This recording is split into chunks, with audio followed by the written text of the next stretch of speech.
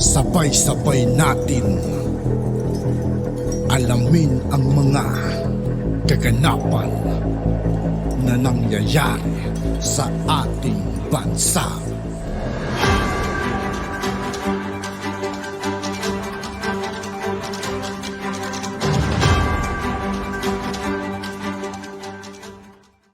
Yo, what's up mga kaibigan? This is I2K po again.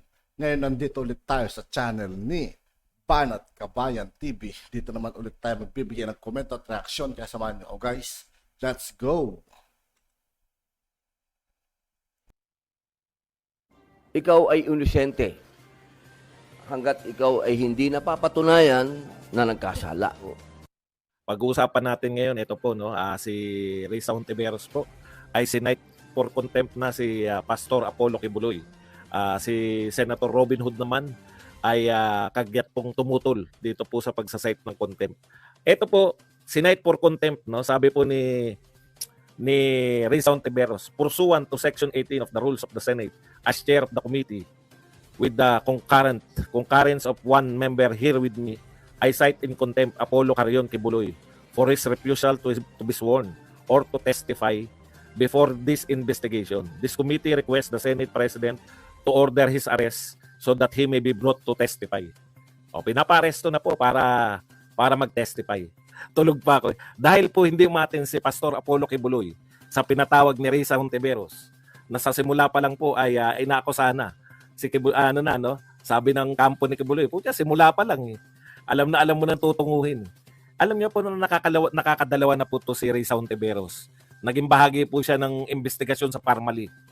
Dito po, pag wala po tayong nahita rito, tandaan po natin, in aid of legislation, lahat ng ating mga investigasyon sa Senado. Nakapang-ilan na tong investigasyon ni Risa Hontiveros dyan sa kay Pastor Apollo Kibuloy. So una po natin titignan. Hindi po pala. Sabay na natin yung kay Robin Padilla. Sabi ni Robin Padilla, tinututulan niya yung contempt. Dahil tumututol yung alam, si Robin pa lang ba yung kanina? Kasi hindi ko napanood, dito ko na lang, parang silang dalawa lang ni Risa. Dapat kasi, kung dalawa lang kayo, dapat matutuloy na, ipapahuli na kagad si Pastor Kibuloy kung ay second demotion. Kung, sabi, concurrence of one member. Kaso po yung isang member, tumutol pa. Malas talaga nauna si Robin para alam niya na Kaya po tumutol kagad si Robin. Kaya hindi po mapapakulong. Pero kinakailangan po ni Robin Padilla within 7 days na makapag-produce po ng 8 senador.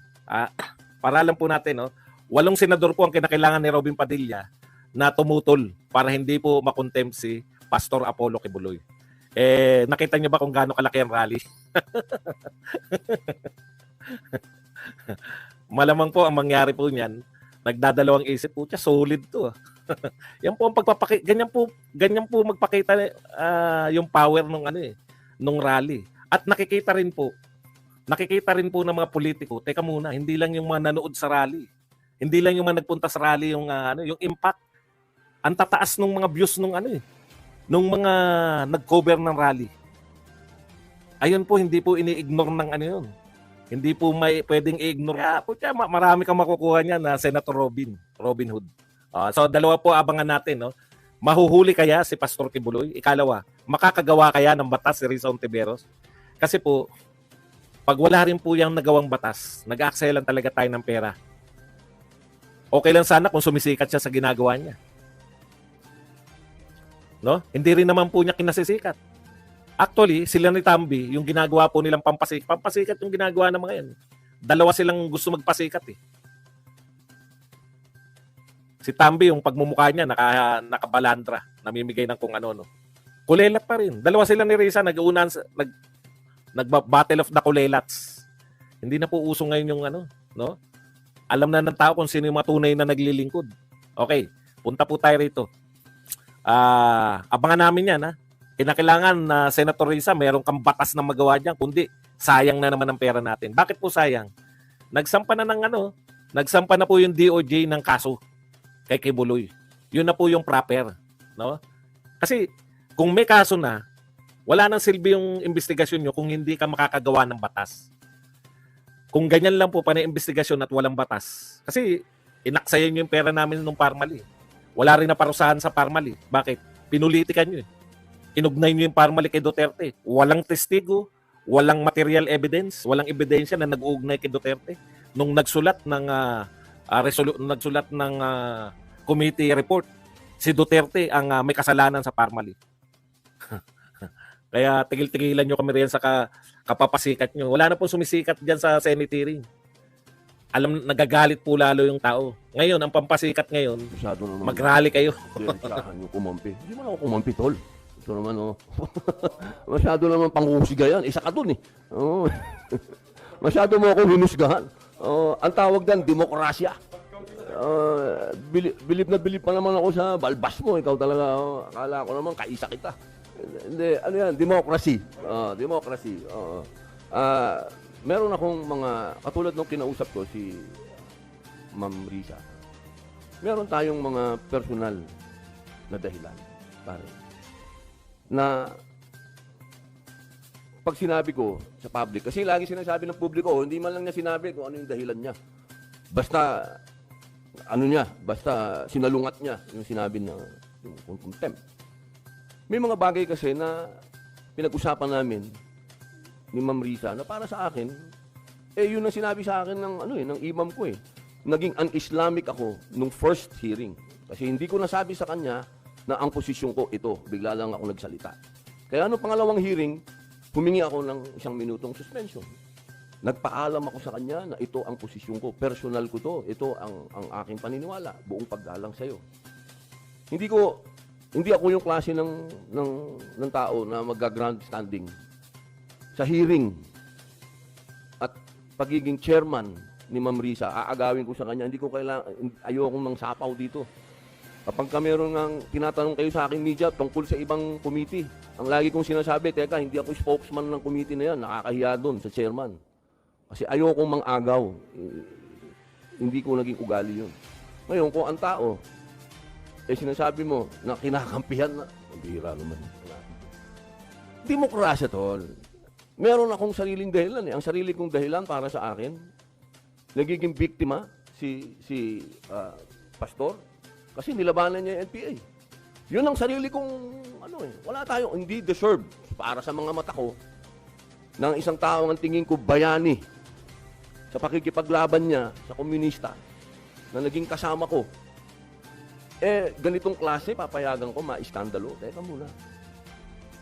Nasaan ang utang na loob natin sa serbisyo ng taong ito na inalay niya sa paglaban sa komunista? Yun ang personal kong dahilan. Hindi ito usapin ng pagkakaibigan. Kasama ko tong taong ito. Noong lahat ay tahimik na lumaban, lumaban yan. Para sa akin, deserve niya yun. Deserve niya ang aking suporta na mapunta siya sa korte, sa judiciary. Yun. Hindi ako naniniwala na in aid of legislation, makakagawa tayo ng mga bill ngayon na maapektuhan ang kingdom. Religion yan. Yun, pare ko. Sana naintindihan mo na to. Lambira, kampi-kampi naman to.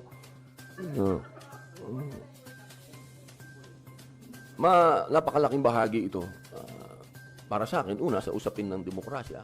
Kasi talagang ang inyong mga senador ay lalo na ako, no?